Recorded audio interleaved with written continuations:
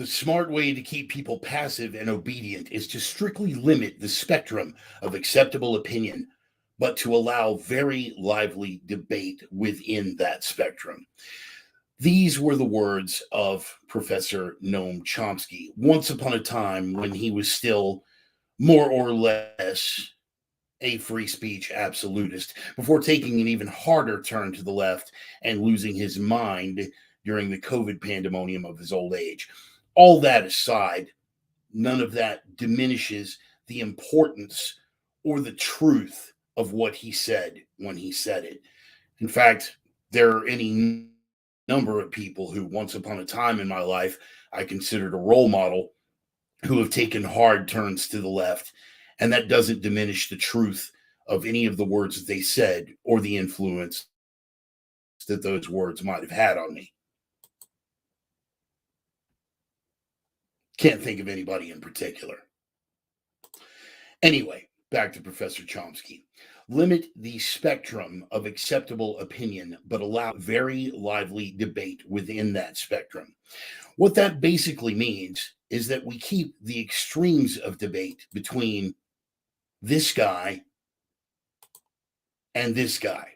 And to keep people from varying too far from the acceptable boundaries of the mainstream narrative, we threaten them with extremists. Now, extremist basically means anyone who does differ from the mainstream narrative. So we threaten them with specters of, well, this guy, to make sure that they don't, even for a second, ponder the concept of looking into the works of this guy or this guy, let alone doing a deep dive and getting into the work of this guy, and certainly not this guy. No, in fact, we keep the debate very, very lively within that narrow range, which means that we can talk about this guy and this guy,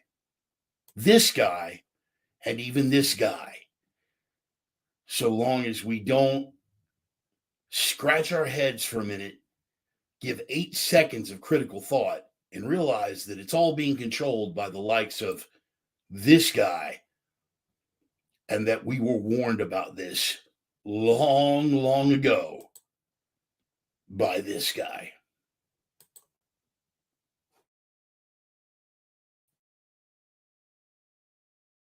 His expressed Reverend are his own and no one else's on the planet. Not friends, not foes, not supporters, not detractors, not sponsors, and I cannot stress this enough. Certainly not employers. They have been adjudicated thought crime in all jurisdictions. Consider yourself warned. They are coming from the heart. They are guided by the mind, and they are guaranteed to choke you, even 20 minutes late, with a big, fat dose of the truth cock. Boys and girls, welcome back. It is time once again for the Sunday sermon. A little bit of technical difficulty getting off the ground, guys, but we're here, we're rolling, and apparently we're live. Wi-Fi's still a little hiccup. Everybody in for the drum roll, please. Never fails, man. Flawless internet connection through the entire week, and just in time for Sunday, bang, it happens to me again. I'm going to do the best that I can to get through this thing. It is I, the Reverend, just a crane operator with some opinions, and now I've been officially labeled on Twitter Dollar Store Alex Jones. I am going to wear that like a badge of fucking honor. I love it. I think we probably had a lot more folks here earlier, and hopefully they're going to start filing back in. We're actually up and running. We got Brother James Pierce on board. Happy to have you here, brother. That try not to do that. But anyway, we got Tom on board. We have Roman from OpiumTales.com, and I'm sure that his old boy Gary is also on board. Brother Joel, Denise, good to see you. My beloved son, the Sergey because Raja. Emmy, the OG Sinner Sister. We got Brother Aaron on board. I am live on Facebook and YouTube for now, according to James Pearson, which is good news. We're going to hold up as long as we can and keep this thing rolling. I hope I see a lot of people that would have been here that have probably sort of given up, and hopefully they will catch the stream midway through and hang out. I know it's probably stuttering a little bit. On the production screen here, I have one little signal meter that kind of gives me an idea, what the signal strength is. Yes, Ryan, I am back. I wasn't going to give up, man. I was not going to be deterred. I put a 30-minute window on it. I was like, I'm going to work with the shit for 30 minutes. Can't fix it in 30 minutes. I'm going to toss it. Neil Ross on board, my quote collector, my official quote historian, Brother Neil Ross. Glad you made it out, my friend. Glad you made it out. So, we've got some important stuff to get into today. Again, this thing is mainly just kind of a free-form thing. Not a whole lot of structure. I have my bullet points that I want to cover. And just, we're going to see where it takes us, man. Because the vibe, and it seems to be working. I'm getting a lot better response out of it. And yet again, like so many other things, Brother Jude, good to see you on board. Like so many other things, man. It's just little nudges and directions that Ryan gave to me. He was like, look, man, he took a look at it, and a lot of people were responding to it. Instead of trying to structure this thing, we're just going to make it like a conversation. Just a big fucking table, and everybody's got a cup of their beverage of choice, a little bit of coffee. This that I'm bringing with me for being on the road. Just got back. Professors get 30 minutes before I walk out by the students. I didn't know that was a thing. I didn't know that was a thing, Brother James, but yeah, cool. We'll make it a rule now. The official, and that's why we'll make it a rule. I'm just getting back from across the pass from Portland. Every couple of weeks when I can, when schedule permits, I've been going across the pass to Portland to train with one Morgan Garrett, just to get that middle range, man. Get my stick and knife stuff working. And he's a phenomenal instructor. If you guys are in the PDX area and you're looking for some top level instruction in the Filipino martial arts realm, definitely look up Morgan Garrett. It's referred to him by Coach Belton Lubis, and it has been a very productive arrangement. I picked up a lot of stuff, and he's actually become quite a friend, man. And so, Morgan, thank you for all the effort you're putting in. I appreciate it. You honor me with your skills, and I try to honor you by being a willing and open recipient when I'm not being twitchy and fucking putting bruises on you. So, in any case, just getting back from across the pass over in Portland. It's good stuff. Thought this Zook Mafia and was Clockwork Oranging you. Yeah, man, one day they're going to get me. One day they're going to get me, and you're going to see me. They're going to do a live stream, I'm sure, where they get the eye clamps on. And it was just, hey, no, I don't want another 30-day ban. Please, not another 30-day ban. So, Dollar Store Alex Jones, man. Can you believe that shit? I thought it was brilliant. That's some fucking faceless asshole with like 2 followers. But I don't think these guys think it all the way through. They really don't, because he tweeted that shit, but then he retweeted my Sunday sermon video. So here he is trying to clown me or whatever. And Dollar Store Alex Jones at it again. Well, cool, Sparky. I'm glad that worked out for you. But thanks for the quote tweet, fucker. So you might have actually exposed some people who wouldn't have ordinarily been exposed to such things. Brother G Dub, Outlaw Trucker Extraordinaire is on board. You hear you're running late. Don't board and shit. So anyway, fresh back across the pass. Caught some snow coming across the pass, because that happens up here in the Northwest. Here we are in the month of April, and slick fucking conditions, man. Like some pretty treacherous road conditions up going over. We had snow, and it was still coming down, and I love it. I love that kind of stuff. I know my Texan guys are like, well, half of my Texan guys are like, "What snow? What is this snow?" It's a frozen precipitation. Fuck it, Google's free. You guys look it up. But anyway, yeah, man, it's a blast living up here. Let me give a couple of sponsor shout outs real quick, and we're gonna knock that out, and then we're gonna jump like head first into this whole thing, and we're just gonna roll with it. We're gonna see where it goes. So yeah, yeah. You guys have pollen instead of snow, Emmy. Yeah, that's pretty much it. The thing about it is, though, the pollen on the ground doesn't actually make the roads slick and make people drive like idiots and fold themselves into guardrails. For that, you have light rain in Texas. Anyway, a couple of sponsor shout outs real quick, just to knock that out, and then we're going to jump into this thing. First of all, Brother Roman. Roman and his lovely wife, Carrie, and of course, Roxy and Allie, and a bevy of beautiful women over at opiumtales.com. You have to check them out at the opiumtales.com website. Now, they are the erotic pinups and portraits people. He was also on Twitter, but Jack boots Dorsey right before leaving in an extreme act of irony that will all make sense one day, booted him from that platform. So now that Elon is back, which is one of our bullet points, who knows? He may be making a return appearance. But in the meantime, check them out at opiumtales.com. They are the erotic pinups and portraits people, lovely watercolors of lovely women, and testosterone-driven commentary. There's a lot to like.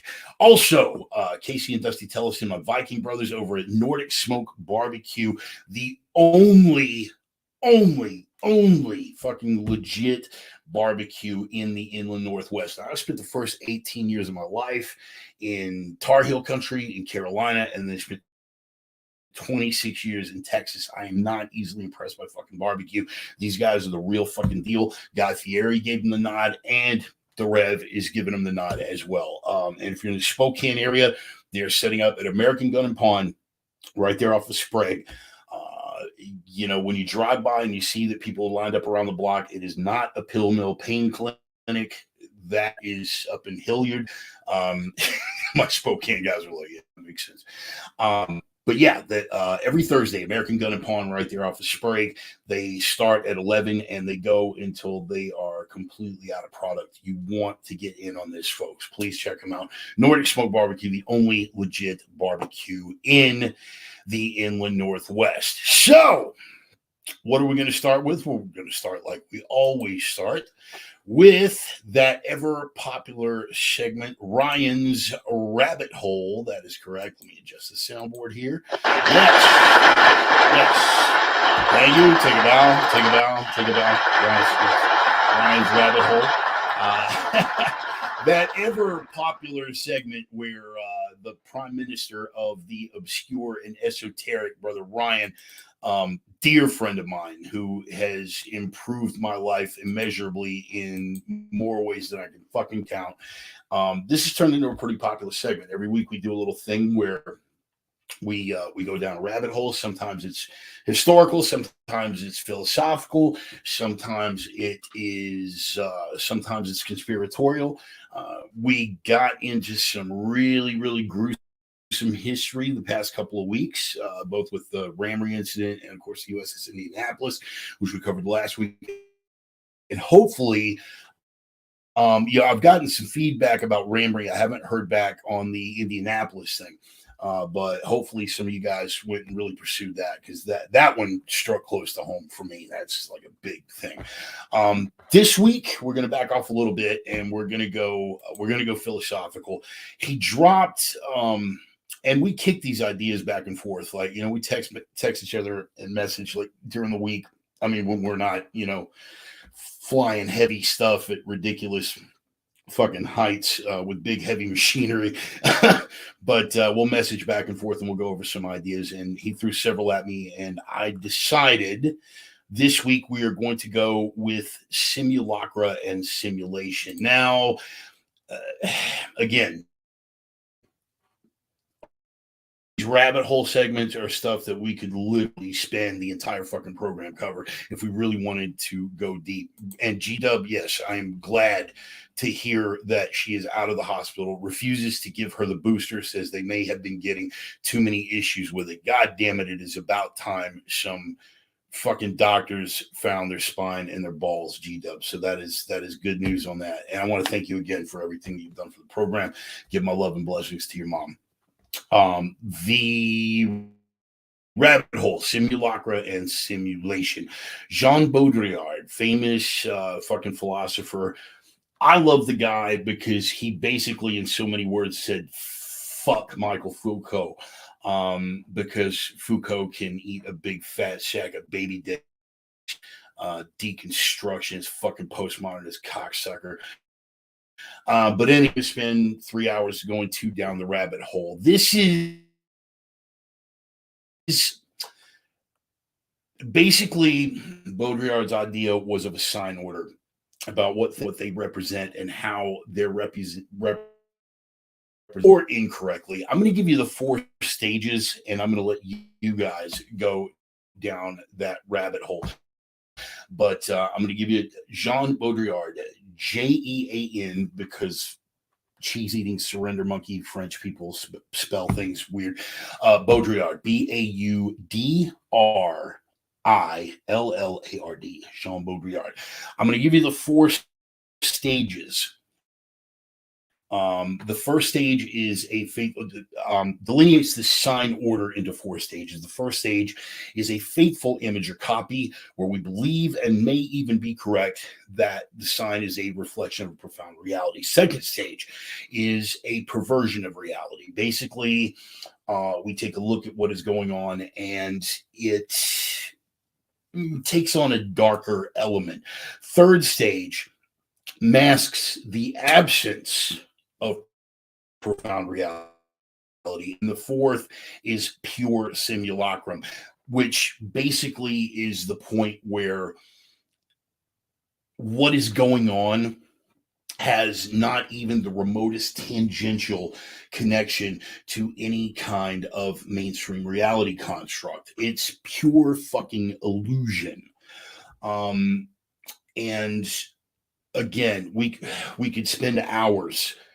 We could literally spend this entire program going down that about what it represents and how the image gets twisted and manipulated by people who want to alter your perception with their twisted image of the particular simulation or that particular reality construct, and how your own mind, because of prior manipulations or machinations from outside forces, has been programmed to receive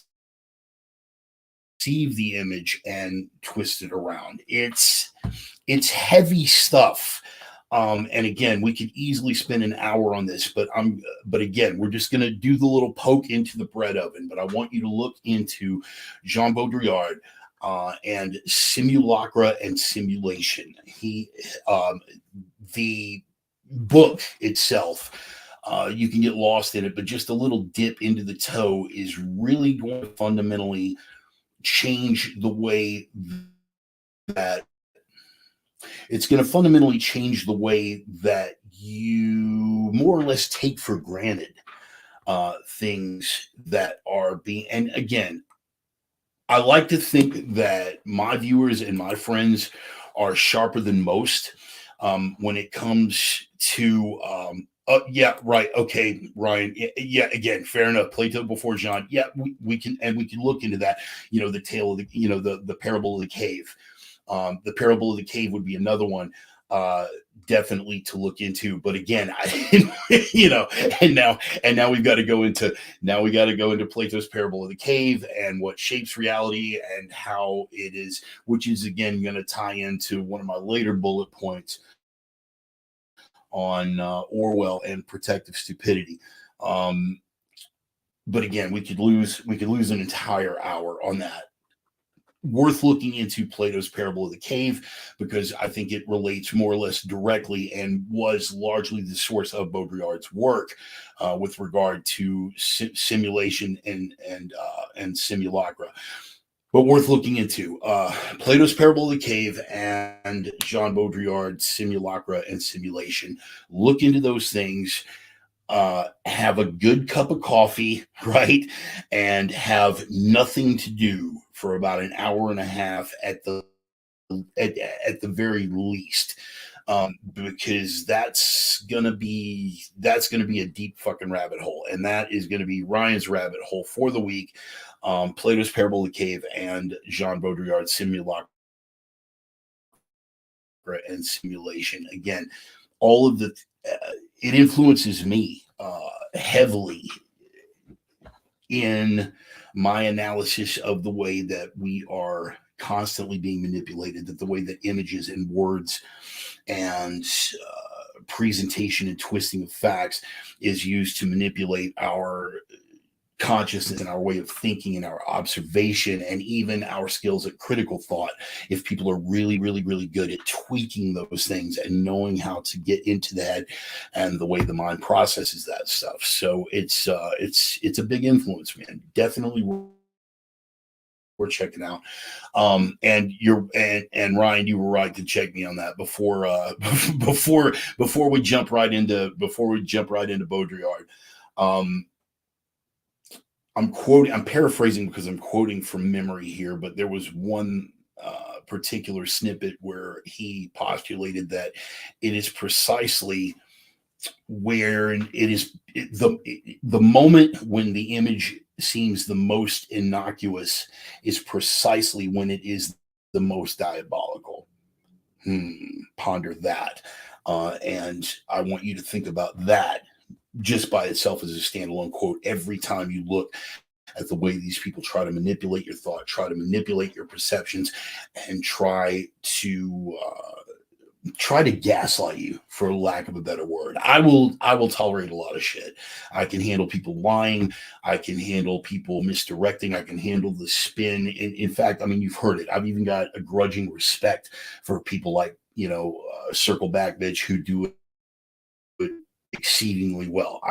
There's a skill to that. What I will not tolerate is being fucking gaslit.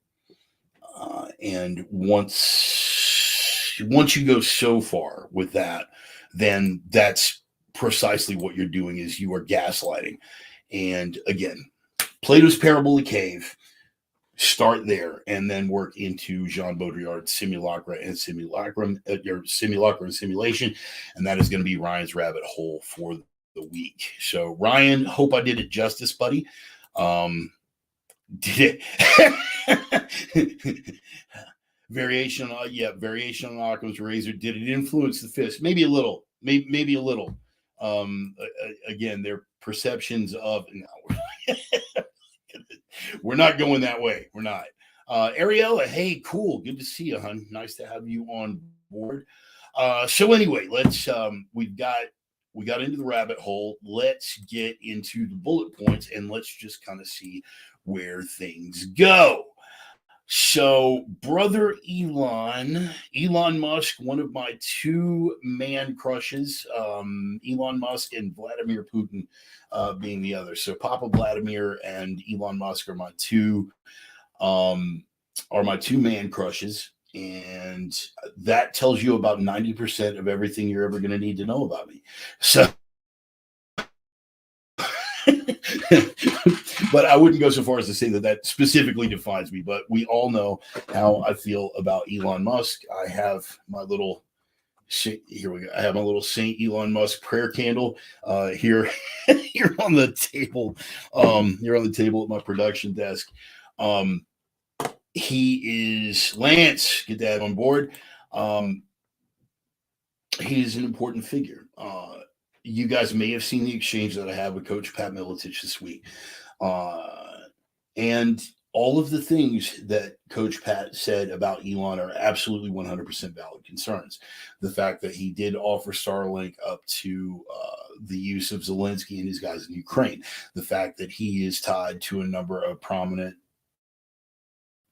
Nazi bloodlines that were put to work for NASA. The fact that the work that he's doing for SpaceX is also being used for NASA and Defense Department weapons projects. All of these things are valid concerns. They 100% valid, and and I take nothing away from Coach Pat in expressing those concerns, because again, I don't fucking block or reject conclusions that were come to honestly, even if it paints my analysis at this moment. Okay. My opinions are subject to change. Elon could take a hard fucking turn, or some bit of information of which I was previously unaware could be released about Elon Musk and his involvement, and that he's controlled opposition for the deep state. I rule out nothing. Okay. So I'm keeping an open mind about it. Having said that, the guy's out there changing the world. He created a commercial space industry where none existed. He has given all of us, he has put the tools in our hands for all of us to break away from the electrical grid, period, once and for all. Power wall in your house and enough fucking panels on your roof, and you are independent of the fucking grid. One more shackle that he's taking off. And this is why, in spite of all the, and again, Coach Pat, if you're watching, all those things, perfectly valid concerns. It is so fucking rare that Coach Pat and I disagree on anything. And even here, it's only by degrees. But again, for me, I feel like we're in a position that we don't have time for moral. We don't have the luxury of moral puritanism, in the sense that he may have given Starlink to Zelensky and Ukraine. And you guys know that I am no fucking friend of Ukrop Nazis and the fucking Azov battalion and all that shit that's going on right now. He may have given Starlink to Zelensky. Okay, cool, valid. The stuff that he's doing with SpaceX may be getting co-opted by the DOD, for use of weapons projects. Perfectly fucking valid. I have yet to see anything that Elon has done that has put fresh shackles on us.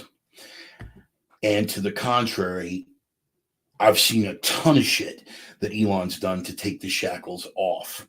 And as long as that balance remains on the shackle removal side, as long as the scale is tilted in that direction, I am inclined to give the man a pass. You're perfectly entitled to think that that is a bad reflection on my character, or that it makes me makes the statement that I consider myself a principled man. You might think that that takes away from that element of my personality, that if I were truly principled, that I would, no, he's got to be 100%. And you know what? But I've been abundantly clear in communicating how I feel about Elon and why. I will also be the first to acknowledge that there's stuff that he's done that gives me fits. And again, it could come out in the long run that he is 100% controlled opposition. And if it does come out, you guys know enough about my integrity that I'll be the first guy to step up and just say, hey, yeah, you know what? I was wrong. Elon Musk is a fucking controlled opposition cocksucker. He's a total tool of the deep state. I got fooled, blah, blah, blah. We're not there yet. Okay. So in the meantime, just let me go on with my man crush and have my moment. Here's why Elon is in the news this week. He just became the largest stakeholder in the Twitterverse. That is correct. He bought a better than 10% stake in fucking Twitter. And he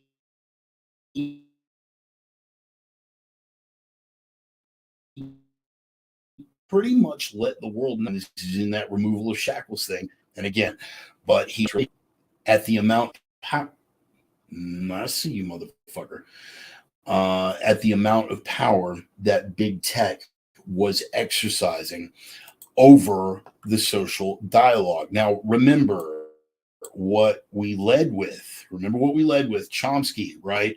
Strictly limit the spectrum of acceptable opinion, but allow very lively debate within that spectrum. Well, they had gone beyond that.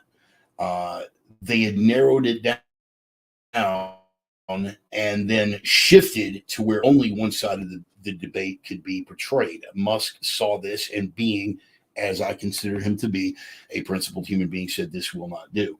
And he made his intentions clear, and he sold off Tesla stock, and he became he bought a better than 10% stake in Twitter, became their largest shareholder, and was nominated to the board.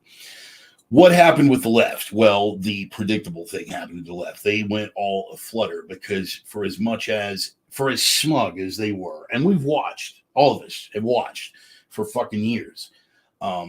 First, they deny that there is any sort of shadow banning or censorship of conservative voices going on. All the big tech companies have done that. Twitter, Facebook, Google, they all fucking denied they do it.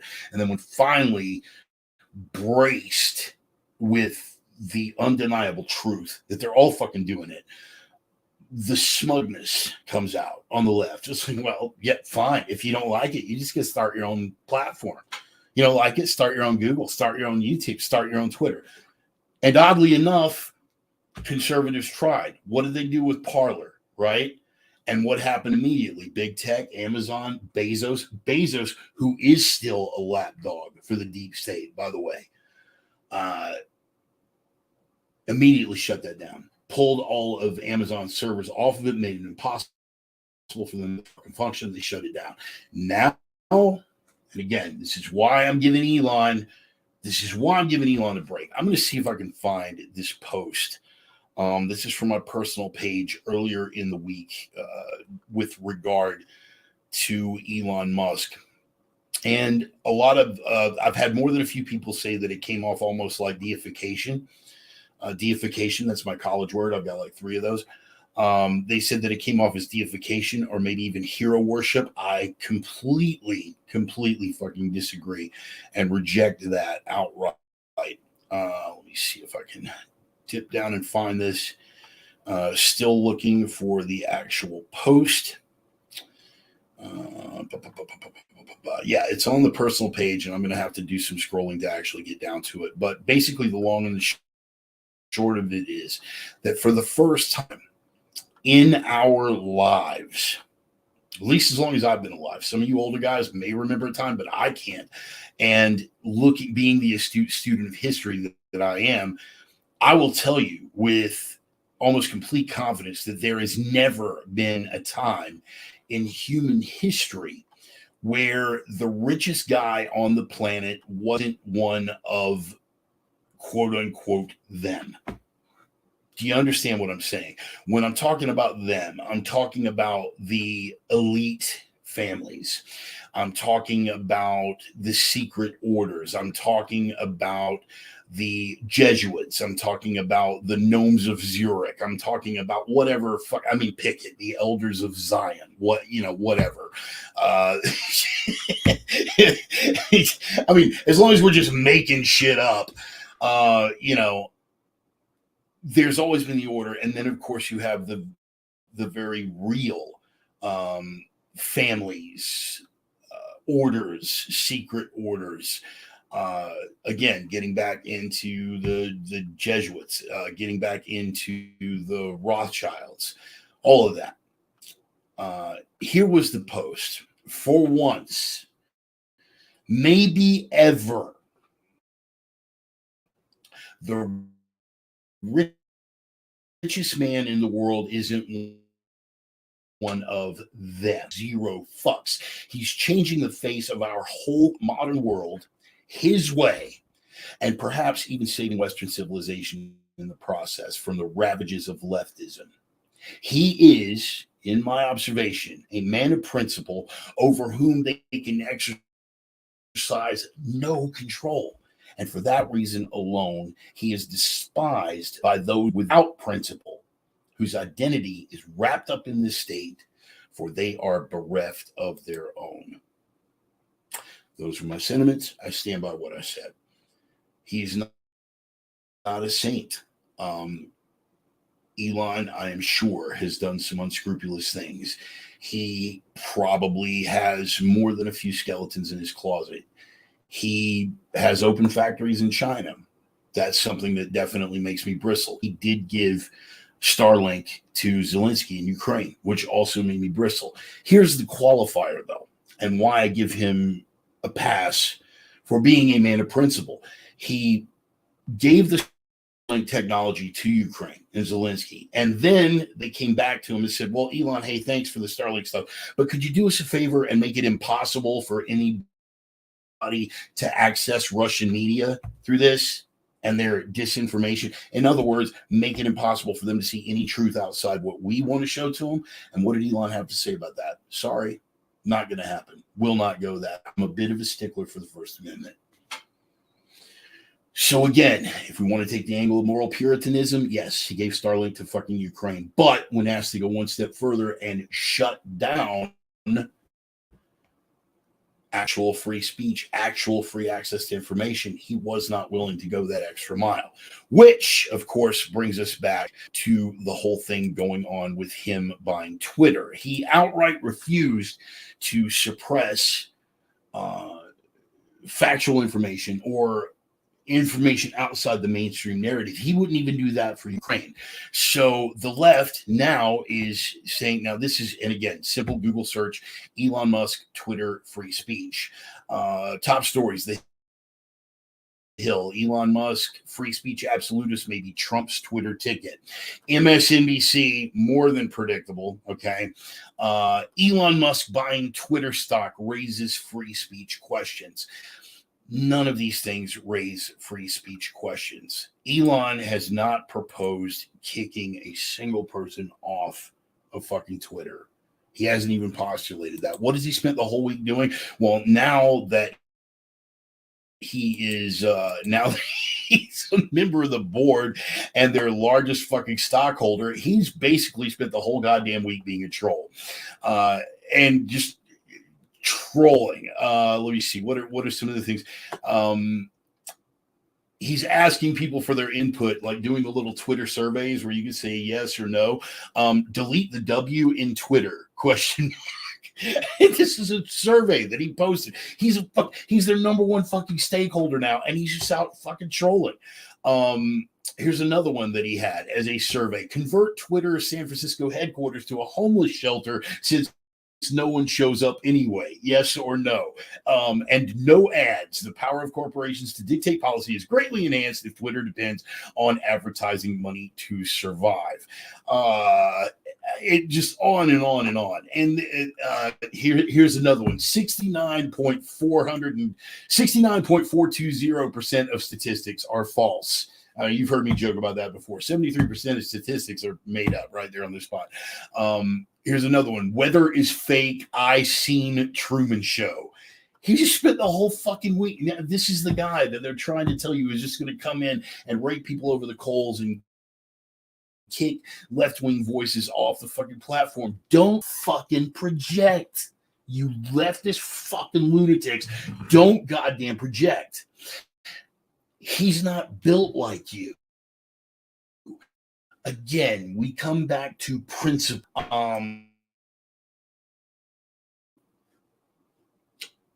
This is what the left has done to us consistently because this is who they are. It's how they're built. They know being the spineless, gutless, nutless fucking weaklings that they are, half-wits at best. They know that their bankrupt ideology cannot survive in a free and open exchange of ideas. It's not even enough that they outright control 97% of the mainstream media, 100% of big tech, and that they limit us to 1 to 5% exposure on a good day on the average Twitter algorithm. That's still not enough. They want people deplatformed. They outright got rid of fucking Alex Jones.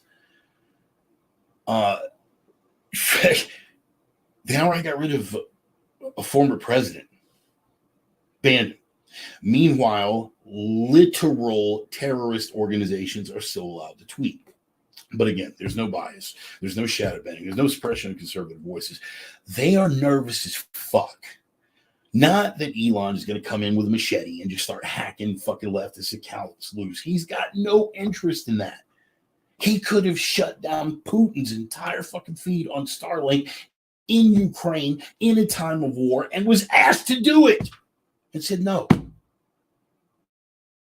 So don't hit me with these concerns about Elon being on the board. It raises free speech questions. It doesn't raise any free speech question. The only free speech question it raises is how the fuck are you going to get by now that we really have free speech? Your ideas, lefties, if you're listening, come in real close. All right. I'm going to talk real slow for you because I know, you get all spun the fuck up. Your ideas are not going to survive. Not because anyone's suppressing them, but because in a truly free marketplace of ideas, you're bankrupt. Historically, morally, politically, ethically, spiritually, if we really want to get down to it, you're fucking bankrupt. You have nothing to fucking stand on. The only way to make people even remotely open to your ideology is to bring it with the full backing and force of the state. That's the only way you can make it work. Given the choice between your lunacy and common sense, fundamentally people are suckers for the truth. Witness what is happening throughout the fucking culture wars right now. What's going on in Florida? Florida passed a bill that basically said you can't teach sexual identity until somebody's in at least the fourth grade. That turned into, oh my God, rabid homophobia. It's going to kill transgender youth, blah, blah, blah. And when our response was, look, they're kids. No one's trying to do anything to your kids. And then days later, Psaki comes out straight up admitting that the administration is sicking the Department of Justice on any state that passes a regulation that says you can't chop a little boy's cock off, you can't give testosterone injections to an 11-year-old girl, right? Let's say what we really mean. That's all I ask for. A little basic fucking honesty. Gender affirming health care. Okay. Gender affirming health care. They're children. Okay. Let's say a little boy is feeling like maybe he's a little girl. Perfectly fucking normal. Let's say a little girl is going through a tomboy phase. Perfectly fucking normal. Psychological counseling. A little roundtable discussion between a therapist and, say, other important people in their life, like their parents. A little bit of input. And here's what upsets me, and I know I'm going off on a way fucking sidebar tangent here. Here's what upsets me about the gay community with regard to their failure to step up on the transgender issue. Let's say a little girl is going through a tomboy phase. Maybe she's going to grow up to be a lesbian. Perfectly fucking cool. When my daughter was growing up, I prayed for the day that she would come and go, Dad, I don't know how to tell you this, but I'm a lesbian. So I could throw my arms around her and say, thank God. Because there are too many fucked up guys out there. I want to meet your girlfriend, bring her over for fucking Thanksgiving. Please let this happen. It didn't. But here's the thing. Little girl going through a phase, little confused. Maybe she grows up to be a lesbian. Okay? Maybe that is natural, normal progression. But these people want to enforce gender affirming healthcare. Let's not make any bones about this. What they are talking about is mutilation and poisoning. Okay?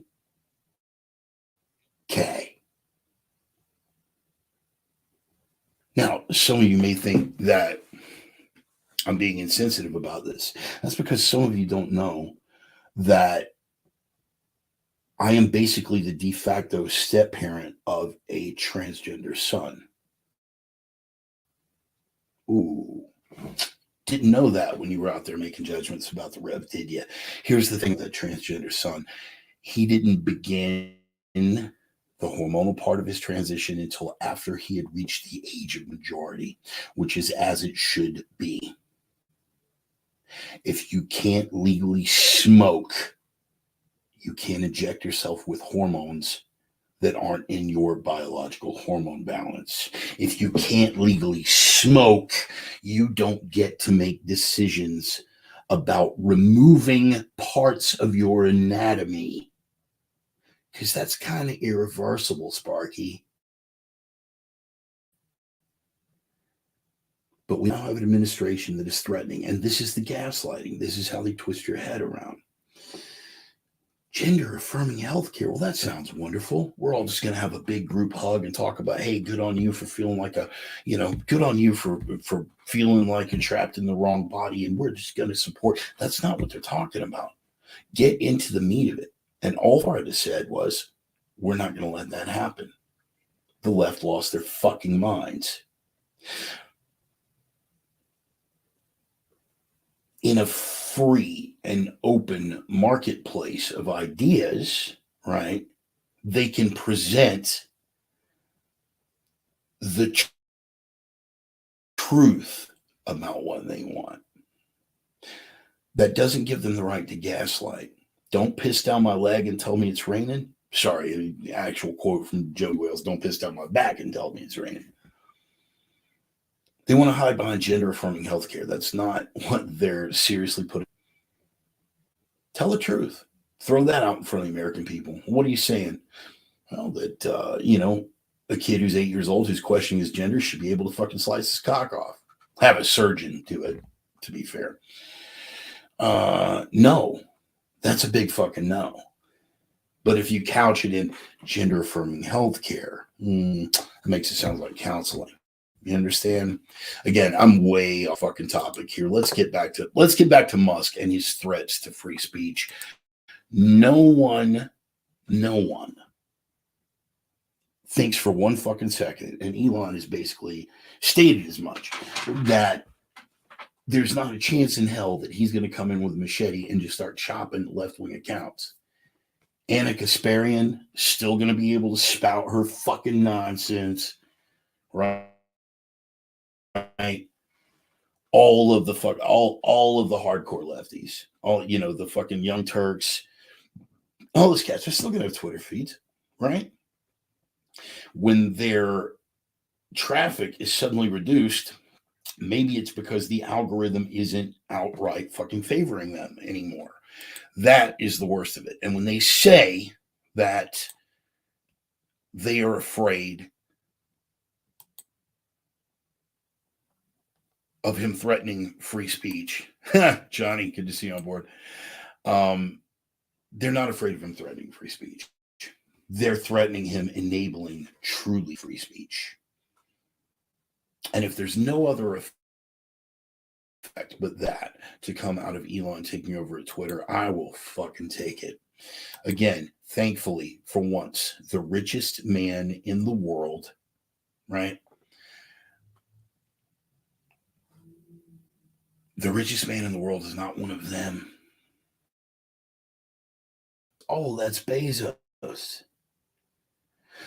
Oh, it's really, really dangerous when billionaire oligarchs have control over media, says the left about Elon becoming the biggest stakeholder at Twitter. And to show you how much we really, really are committed to that premise, here's a story from the Washington Post, owned by the second man in the very free speech. Terrible thing. And that's what the article actually said. Elon Musk's vision of free speech will be bad for Twitter. Tesla CEO has used platform in ugly ways. Now he gets to shape the company's policies. Basically, again, they're saying that it could be bad for free speech because it'll be enabling free speech. Suddenly, the left doesn't get to determine what hate speech is anymore. And that is their concern. People are going to be bullying and people are going to be saying, all right, this is the same left that makes death threats to fucking conservatives on a day-to-day basis, and they've never been fucking checked on it. Guess what? They're still not going to be checked on it. You think Elon's going to switch things up and just be like exactly like fucking mainstream Twitter is now, but in reverse? You really think that's going to fucking happen? That's not what's going to happen. He's just going to truly level the fucking playing field. And that, to the left, is fucking terrifying. Can't even begin. I have an insider, and again, I have no intention of revealing any sources on this, but I have people. I have people inside of Google. I have people inside of Twitter. I got this from my Twitter contact this week. Have you ever seen Lethal Weapon 2? Well, if you haven't seen it, it was filmed in Los Angeles, and the antagonists were South African money launderers who hid behind diplomatic immunity. Mel Gibson's girl in the movie is a South African girl who loves being in America, enjoys her job, but doesn't exactly agree with South African politics. That's me. I love working for Twitter. I love my job. I love San Francisco, but I don't exactly follow their politics. Now, this is coming from a Bay Area guy. To fully understand, you have to know a few things about their culture. Software engineers are often outliers and tend to have cult-like tendencies. Shocked. Also, a lot of them on the spectrum, you aspy motherfuckers.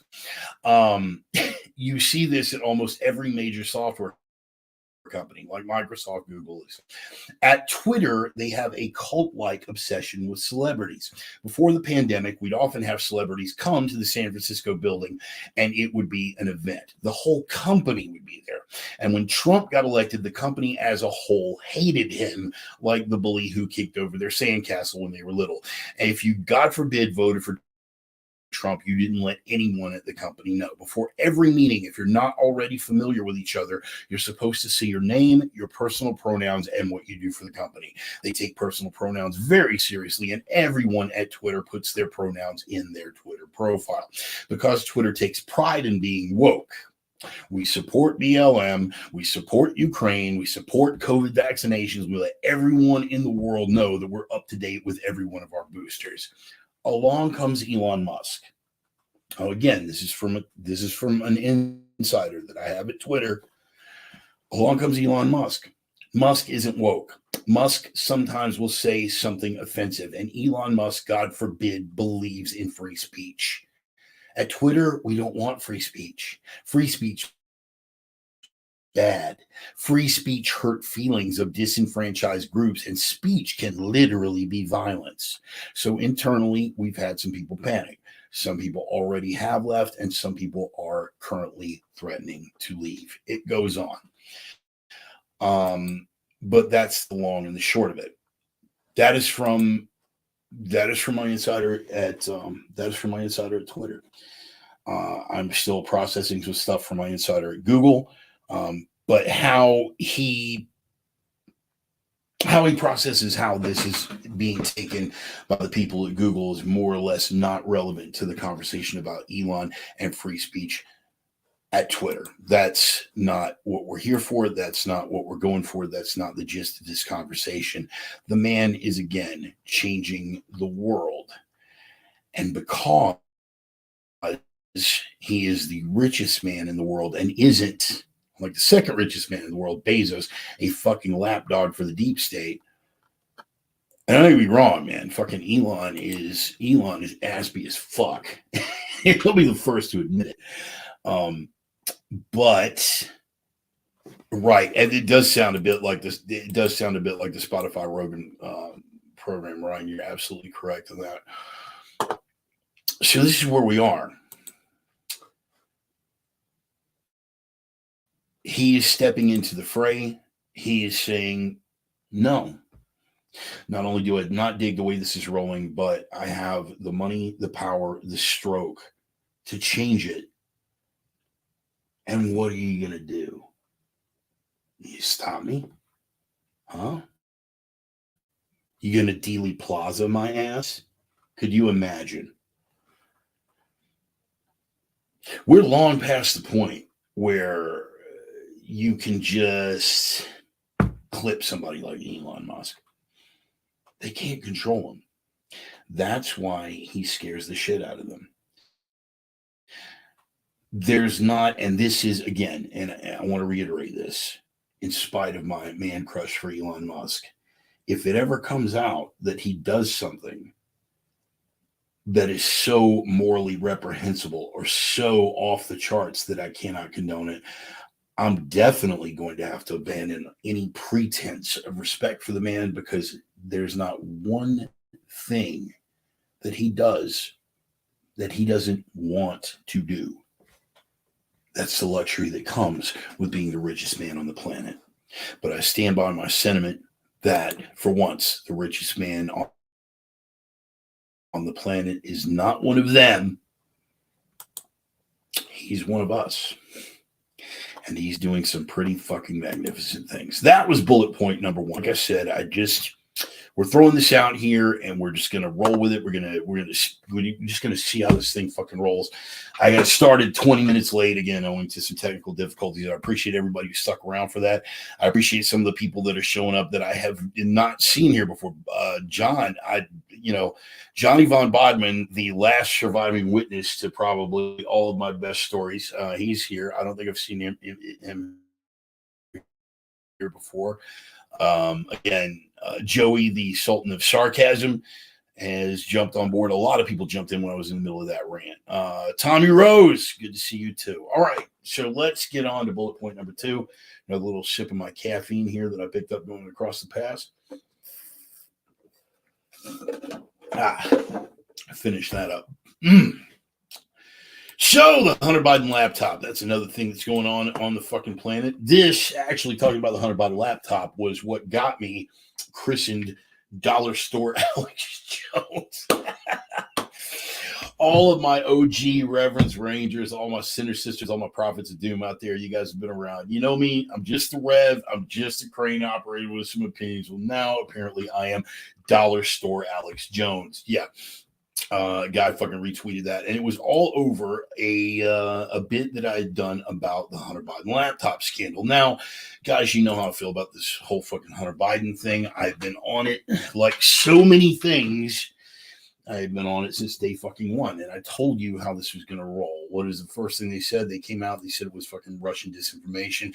Now the evidence is so compelling that the media is having a very, very difficult time acting as if, oh my goodness, but this is the backpedal. The fallback plan is not, because they actively suppressed the story. First of all, Twitter, again, speaking, this would not have happened if Elon Musk had been on the board at the time. But the New York Post came out. The New York Post was the first media source to run with the Hunter Biden laptop story. Twitter legit shut down the account of the New York Post. Shut it the fuck down, rather than take the chance. Thank you, Roman, for that. Rather than take the chance that story might gain any traction. They knew damn well. The FBI knew damn well. They had the laptop since June. They knew.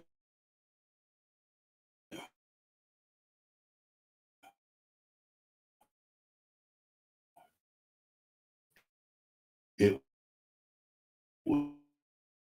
was legit.